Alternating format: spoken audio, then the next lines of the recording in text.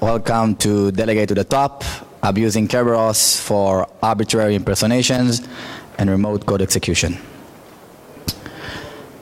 Delegation is the assignment of authority to another person to carry out specific activities.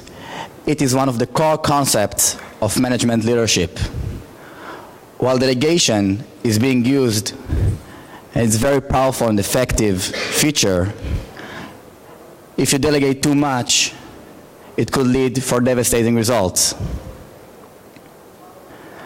Computer security is not different, and the fact is that delegation is very risky. While it's being used in almost every enterprise, not many really knows how it works.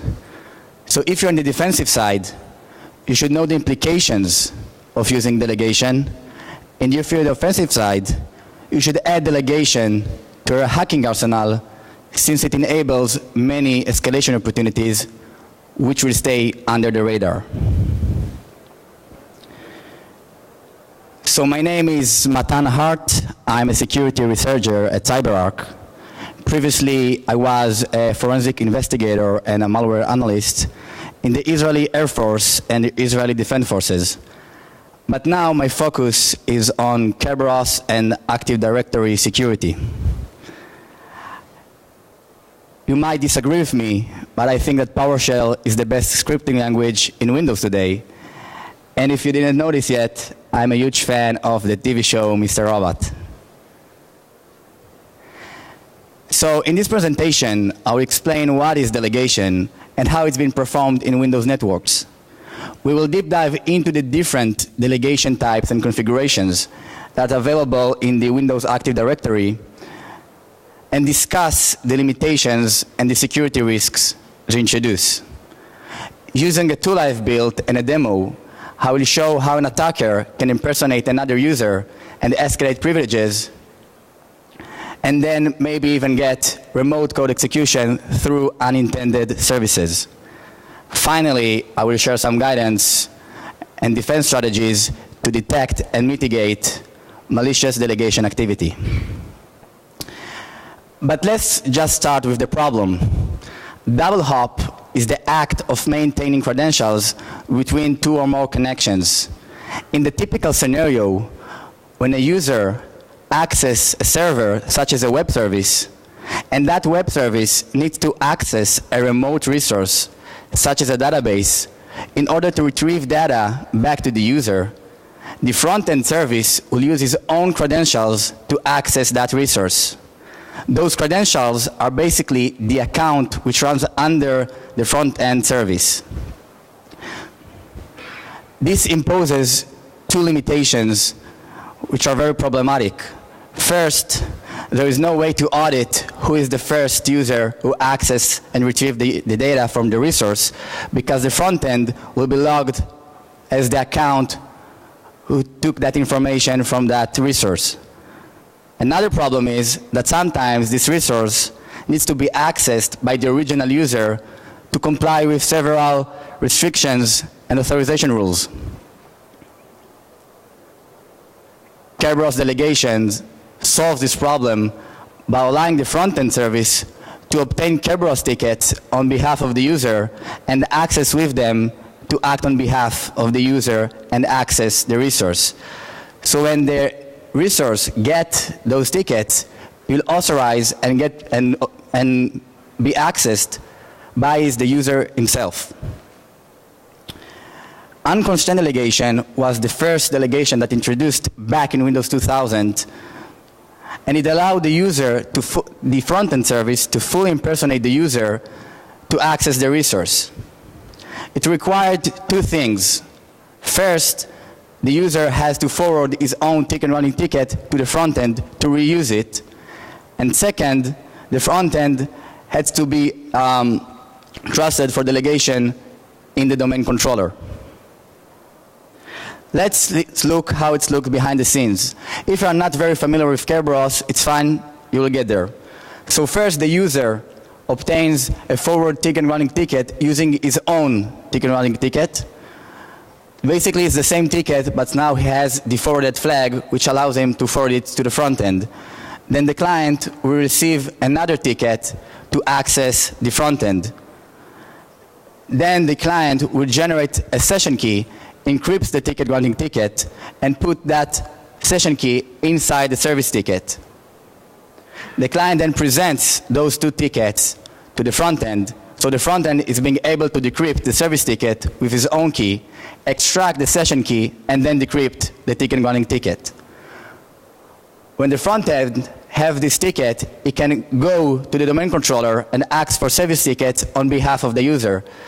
The domain controller checks if the front-end service is trusted for delegation, and if he does, he brings back a service ticket to the front end to access the resource. And finally, the front-end service uses the ticket to access the resource and act on behalf of the user. The Kerberos unconstrained delegation has two major limitations. First is only can be used with Kerberos because the client has to move his ticket running ticket to the front end. So if the client is outside of the domain or you are using a different kind of authentication, such as token RSA, you won't be able to delegate access. Another issue is that the Kerberos unconstrained delegation is a black and white kind of delegation, full impersonation or no impersonation at all. And there is no way to restrict the access and make least privileges with this kind of delegation. The only way to limit access is to mark specific users to not be trusted for delegation, which means there is no specific way you can delegate access to a specific service for that user. Also, if you compromise the front-end server, you can easily use tools such as Mimikatz to obtain those cached ticket running tickets that the front end already received. So basically, the unconstrained delegation is already considered to be unsafe. This is why Microsoft introduced in Windows 2003 the constrained delegation, which allowed delegation to specific services and limit the exposure that is done by the unconstrained delegation. It does so by extending the Kerberos protocol with two new extensions, the service for user to self and the service for user to proxy. Using the service for user to self, it solves the first problem of being able to use only Kerberos by allowing the front-end service to acquire a service ticket to itself on behalf of the user. And using the service for user to proxy, the service can use a service ticket and obtain additional service tickets to access the resource, instead of using the original ticket running ticket in the unconstrained delegation. So basically, the constrained delegation have major advantages. First, in the security aspect, it's now able to make a granular kind of delegation and restrict the access to specific services, which limit the exposure of the delegation. It also is not required to forward the whole ticket running ticket to the front end, which means it's safer. In the usability aspect, it's also improved because there's now support to protocol transition, so we can use another kind of authentication protocol and then access the resource using delegation and Kerberos. The only downside in the constrained delegation is that it's limited to a single domain, so the front end and the back end needs to be at the same domain. So let's look how it's been seen behind the scenes.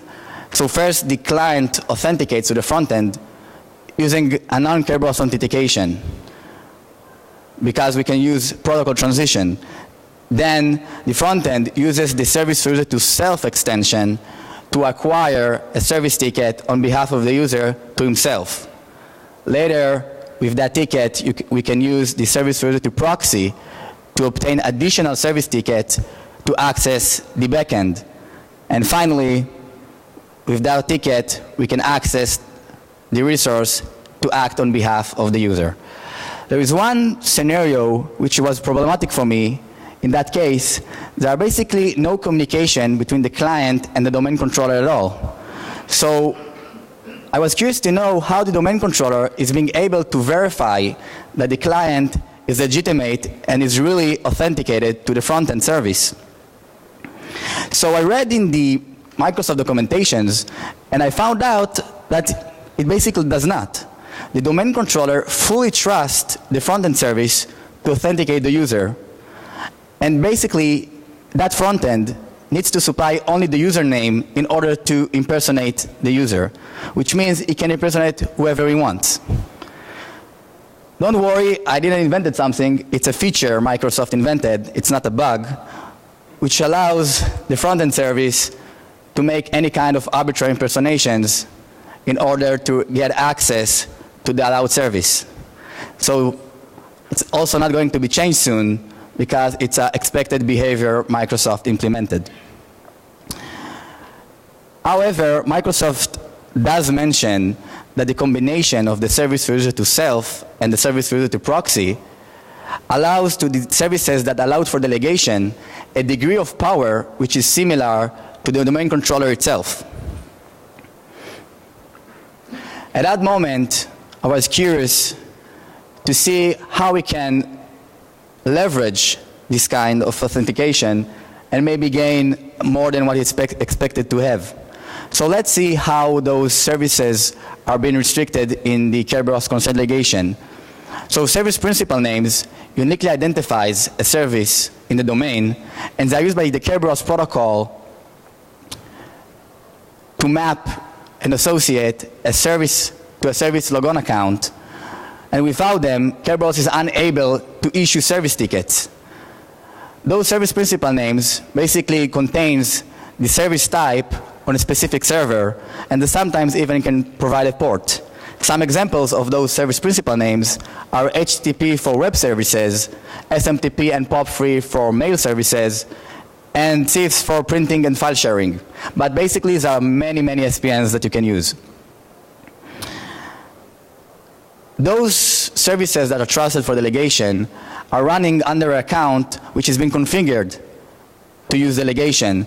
You can configure this account, whether it's a computer or a user, in the Active Directory and set the service principal names that are allowed for delegation.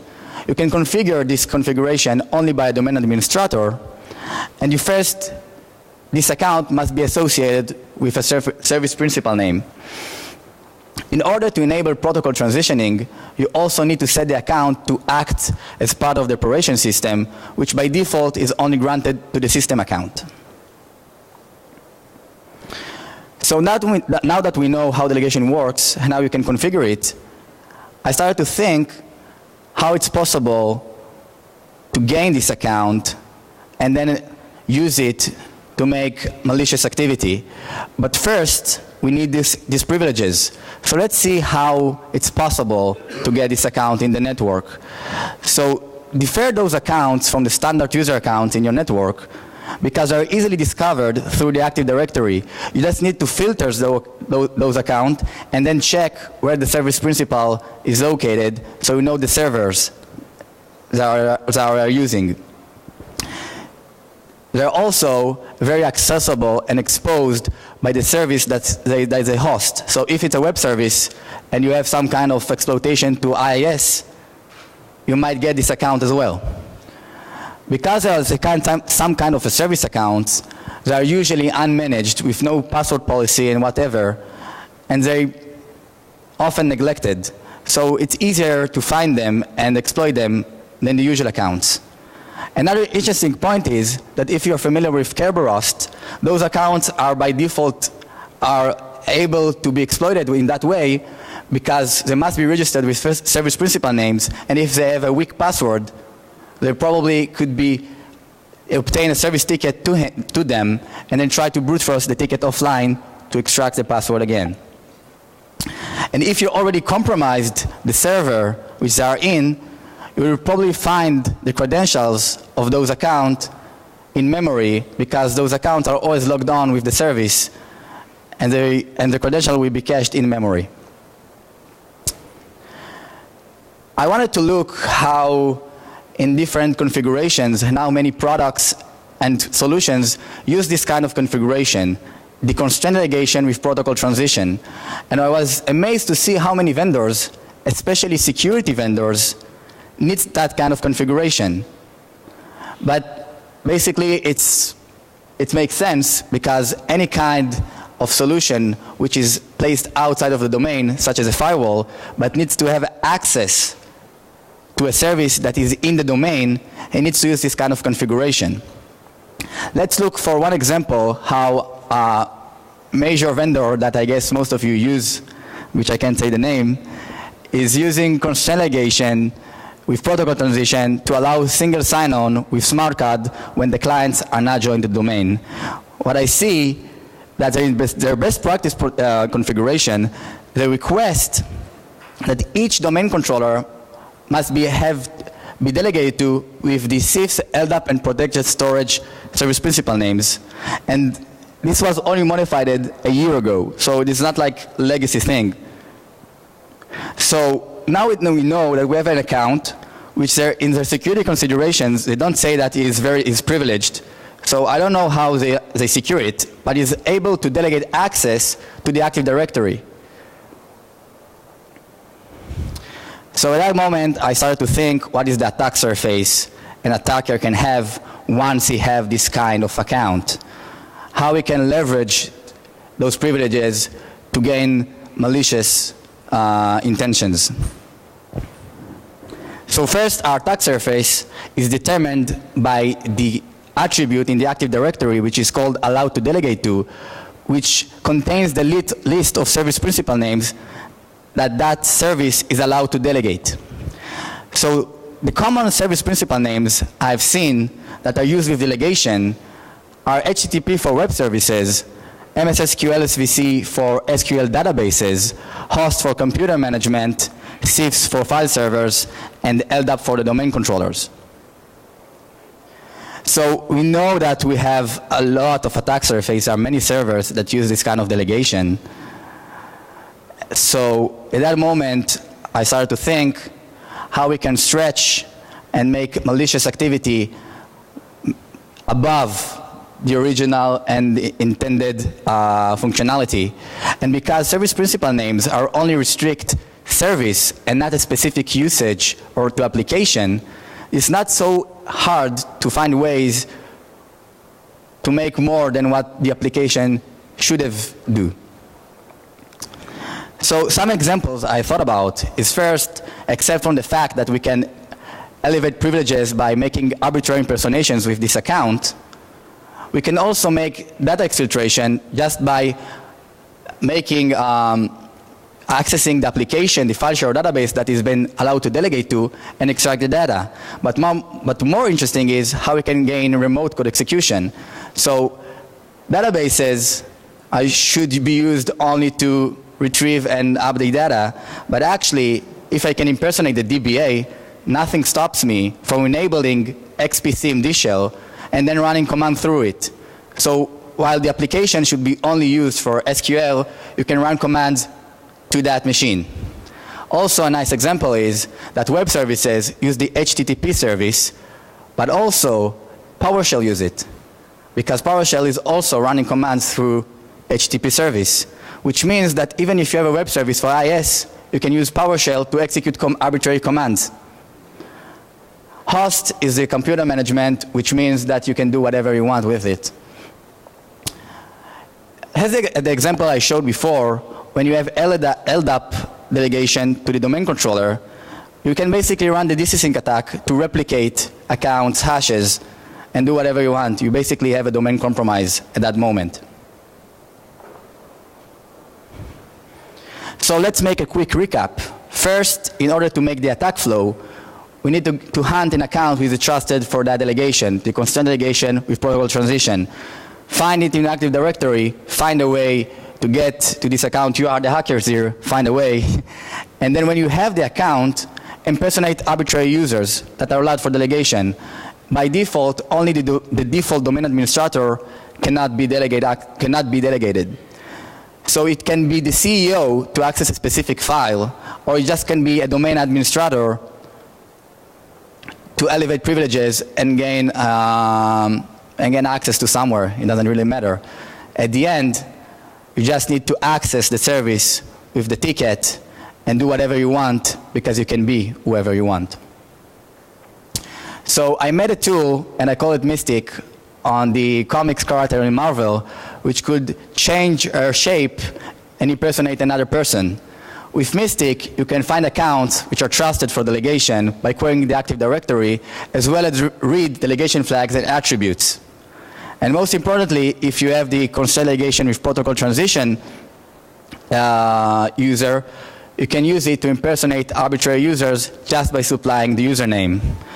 You can find this tool in the Black Hat website, as well as in the GitHub page below.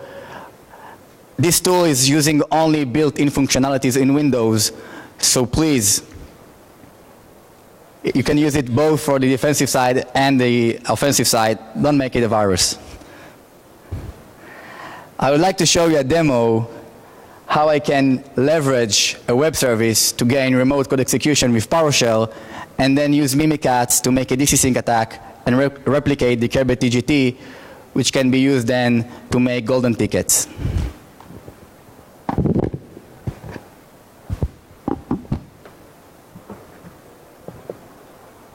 This working? It's working? Yeah. Okay, so first we can use the find delegation accounts function in Mystic to list all the accounts that are trusted for delegation. As you can see, we have one account here which is trusted for protocol transition, and it can delegate access to the HTTP service on web server and held up to the domain controller. We can see that the SPN is located of the account on a machine called Victim. Luckily, somehow we find this account and we are running through it now. If we try with the account as is to invoke a command using PowerShell to that web service through HTTP,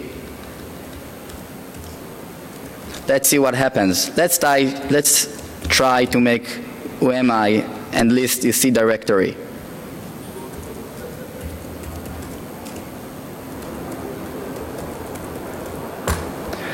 As you can see, I have an access denied error, which basically means we don't have the sufficient access. Let's try to get the get current identity, which is another function in Mystic to show the Windows token we're running with, who is he. So we can see that we're running with the web service, and in our group membership, we are only member of the domain users group.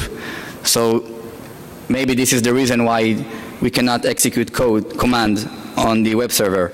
But because we are trusted for the constraint delegation with protocol transition, we can basically impersonate another user. Let's try to impersonate another user using the new impersonation command. Wait, I make a new one. Yeah. And let's say that we know the name of the web administrator, which is called web admin, luckily. So now we're just impersonating him. If we use the get current identity again, not this one, we can see that now we are using the web admin, and in the group membership, we can see that we are a member of the web admins group. Let's try to invoke the same command again to try to run command to the web server. And as you can see, the command now works. We can see that in the UMI that we are really the web admin, and we can list the C directory. Let's go back to our original account and try to invoke Mimikatz with the DC sync attack.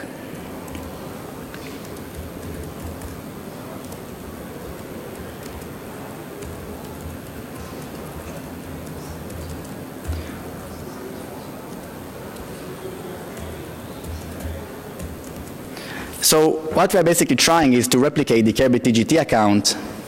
Wait.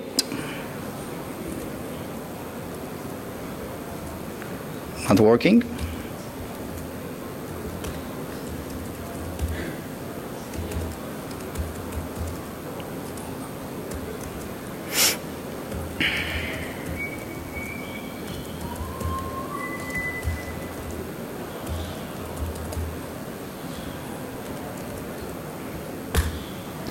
So we are trying to execute the command, trying to replicate the KBTGT hash, and we see that we have an error, which basically means we don't have sufficient access again.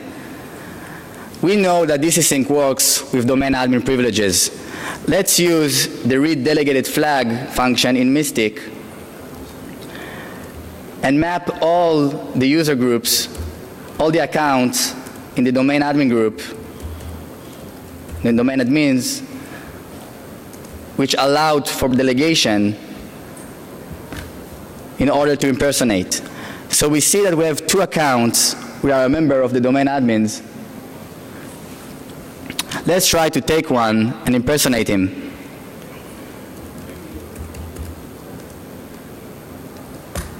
So we successfully impersonated the user.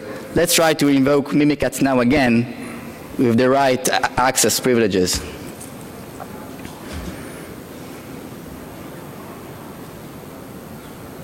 So as you can see, we successfully replicated the account, and we have the KBTGT hashes, and now we can make golden tickets.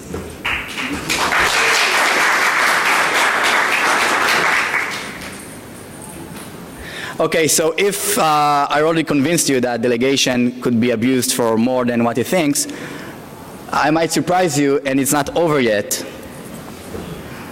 Because after my Black Hat submission was accepted, another researcher started to look inside Kerberos delegation, and two brilliant researchers, Alberto Solino, the author of Impacket, and Benjamin Delphi, the author of Mimikatz, found out that basically there is no service principal name validation at all, which means that the whole concept of the consent delegation is not true.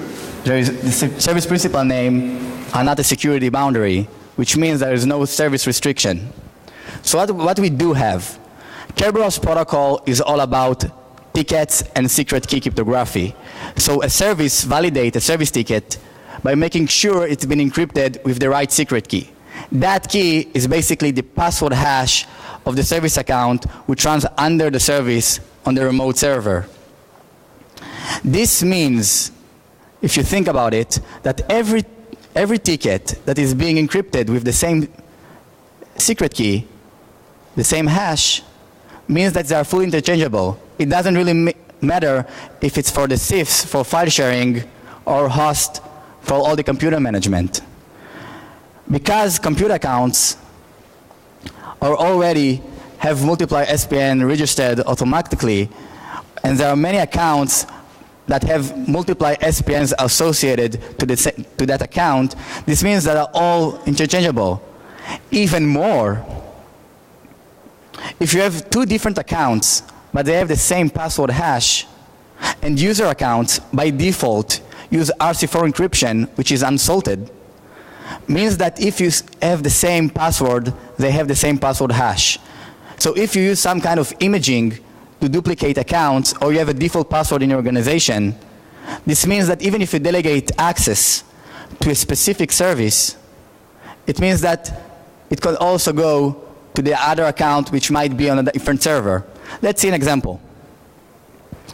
So let's say that we are the attacker and we already compromised the front end, but we see that we can delegate access only to the CIFS service on the back end, but we want to gain remote code execution.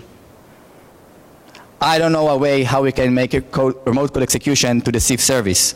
However, what we can do is to use the service residue proxy to get that ticket to the CIFS, and then present that ticket to the backend, but requesting the host service.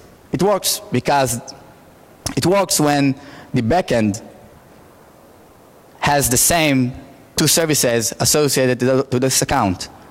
It doesn't really matter, it doesn't really care about what is the service principal name that is associated with this account. All that matters is if it's encrypted with the same key.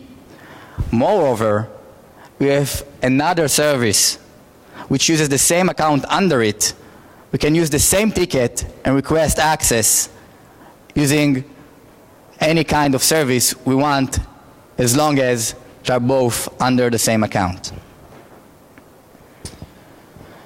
Microsoft in Windows 2012 do realize that the service principal names are not security boundary, and they invented the resource-based constraint delegation with a new attribute, very long, allowed to act on behalf of other identity, which basically means that they are now changing from restricting by per service principal name to the delegating accounts.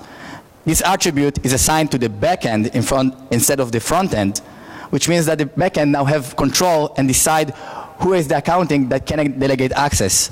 However, it's not long works with the service principal name. Another big advantage is now that the resource-based constraint delegation can support delegation across domains and forests.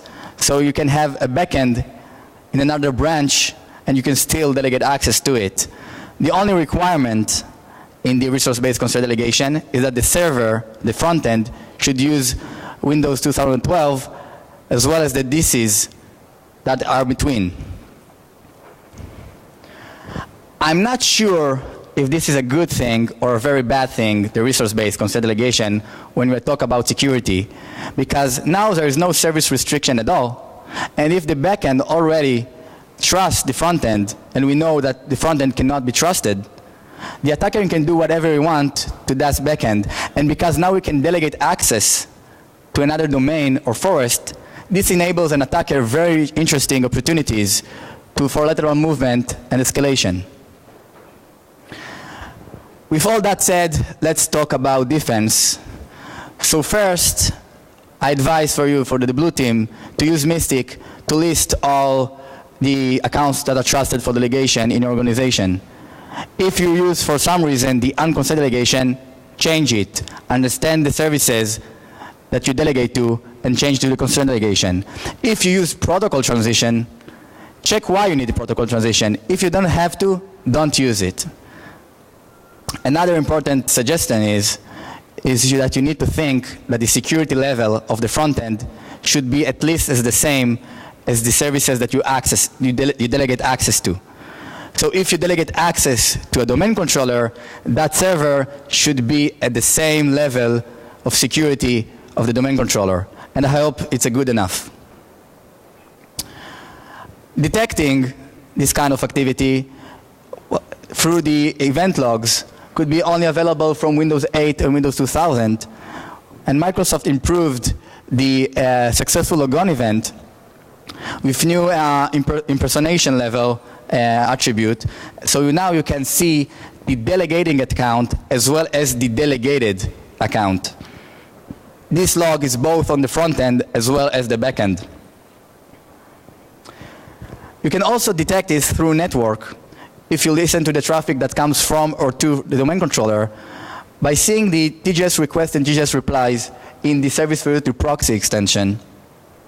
You can detect the service as well as the account that who delegated access as well as the account who's been delegated. So we have multiple choices here. To mitigate attacks, except from the recommendations I gave before, you should configure services, especially in the backend, with a dedicated service account. Don't use the same account for multiple services or for other usages. Also, don't use the computer account because it's mapped with multiple service principal names, and it's very hard to limit that access. Also, to avoid attacks such as Kerberos, you should use a password policy with rotation and complexity. Another option is to set unique service principal name that could be allowed for delegation. Don't use the built-in ones because, as the PowerShell example, one SPN could be used for multiple usages. So if you have IIS server which is under the computer account, it could also be used for PowerShell remoting. Also, you can specify a specific port number and set the application to listen only to that port number, and in that way, make sure there is no other applications that could be delegated. Other Microsoft options that you can consider is to first use the account that is sensitive and cannot be delegated to set to the privileged accounts in your network. However, this restricts the ability to delegate them at all. So if you have a domain administrator that you know that you cannot delegate access to it, that you don't want to delegate access to it, you can set it. Also, you can use the resource-based constraint delegation if you don't really know and follow which are the front ends that delegate access to those backends. You can set this restriction in the backend, and you don't need domain administrator privilege for it. And also, if for some reason you're still using the unconstrained delegation for unnecessary reasons, at least enforce forest boundary restriction to avoid impersonation between forests. So in conclusion, Kerberos delegation is a very powerful feature, and with great power comes great responsibility.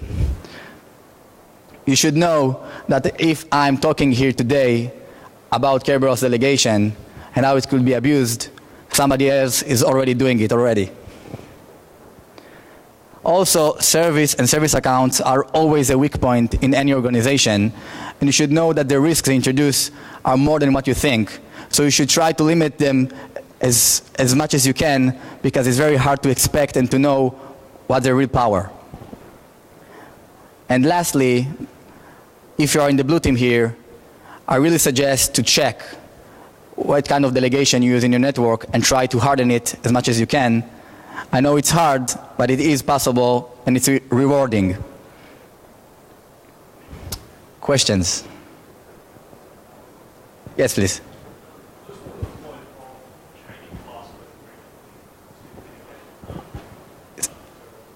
Yes.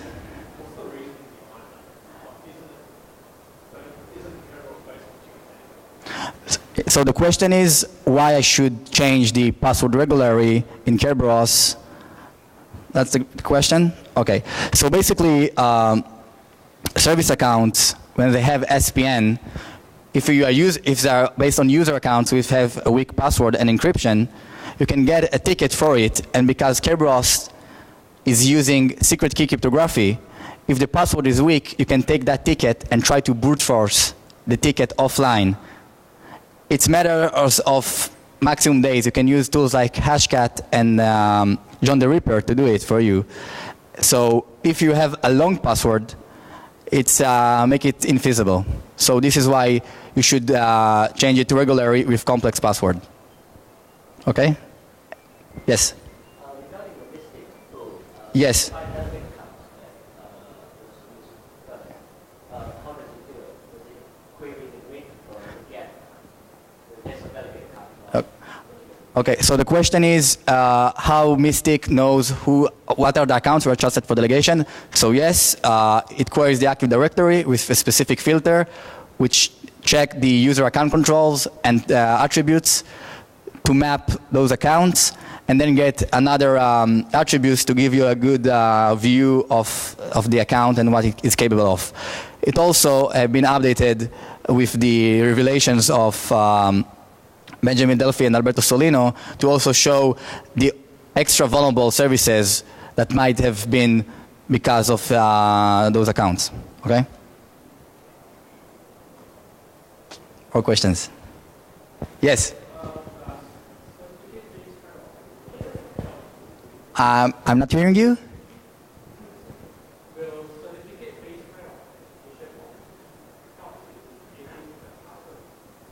So the question if certificate-based kind of authentication solves this problem. So basically, it's not really Kerberos related. It's different. I'm not sure what specific you are talking about. You can come later. It's different kind in the domain. If it uses Kerberos, it's not using certificates, but we can talk about it later. Okay? Another question? I think not. Okay. Good. So I would like to thank CyberArk for letting me research stuff that nobody cared about, and Microsoft Resource Center for answering me some weird questions, and of course for Benjamin Delphi and Alberto Solino for the great addition to the constraint delegation exploitation, and finally to all of you for taking delegation seriously. Thank you.